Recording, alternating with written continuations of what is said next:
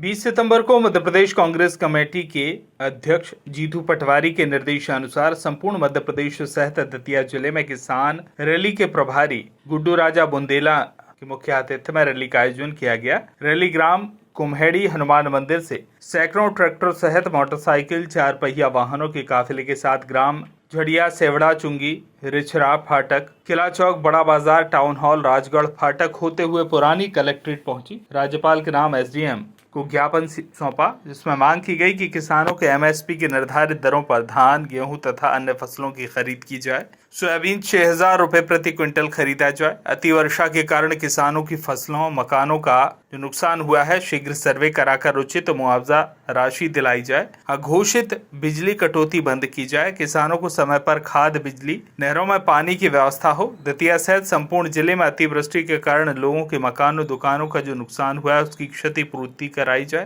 तथा जिला प्रशासन और नगर पालिका की लापरवाही, उदासीनता, माफियाओं को फायदा पहुंचाने के मकसद से और भ्रष्टाचार के कारण तरन तारण तालाब की सड़क खोदकर लाला के तालाब में बाढ़ के हालात पैदा करने से हजारों परिवार बेघर हुए हैं। उनके मकान सहित घर गृहस्थी का सामान नष्ट हुआ है। इसी प्रकार रथ परकोटा के गिर जाने से दलित परिवार के 7 लोगों की मौत हुई और 2 अत्यंत घायल अवस्था में हैं। मृतक के परिवार को कम से कम 10-10 लाख रुपए और घायलों को 2-2 लाख रुपए अतिशीघ्र मुआवजा दिया जाए तथा जो अतिवर्षा के कारण मकान गिरे हैं उन्हें भी मुआवजा दिया जाए। कांग्रेस के पूर्व राष्ट्रीय अध्यक्ष राहुल गांधी पर टिप्पणी करने वाले भाजपा के नेताओं के खिलाफ कड़ी से कड़ी कार्रवाई कर आपराधिक मामले दर्ज किए जाएं। प्रदर्शन में सैकड़ों कार्यकर्ता शामिल हुए।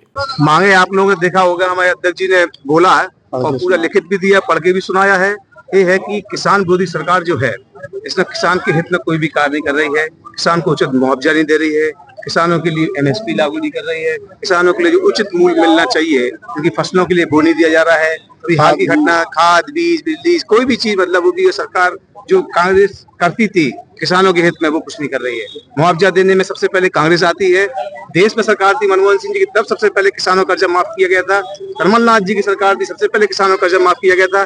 इन्होंने किसानों का कर्जा माफ करने की बजाय बिजनेसमैनों का कर्जा माफ किया है, अडानी अंबानी जैसे लोगों का कर्जा माफ किया है। किसानों का पैसा जो बैंकों में रखा है उसका दुरुपयोग किया गया है और उसका जो धन है वो विदेशों में जाके काला धन लेके बात करते थे, काला धन वापस लाएंगे।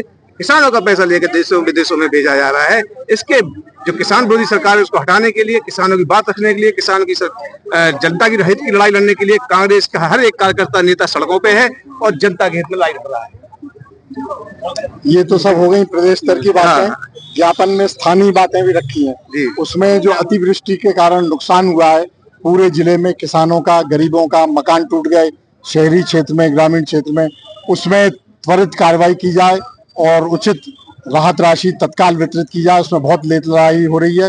दूसरी बात, दतिया शहर में जिस तरह से मानव भूल के कारण, प्रशासनिक भूल के कारण तरन तारण को तोड़ा गया बिना किसी टेक्निकल राय लिए और एकदम से बाढ़ आ गई, बिजली घर में पानी भर गया, पूरे शहर की बिजली बंद हो गई, मछली पालन विभाग में करोड़ों रुपए का नुकसान हो गया और ठंडी सड़क के कारण तमाम कॉलोनियों में, अमन कॉलोनी और तमाम और कॉलोनियों में पानी भर गया, एक मंजिल तक पानी भर गया। लाखों करोड़ों रुपए का नुकसान हुआ है।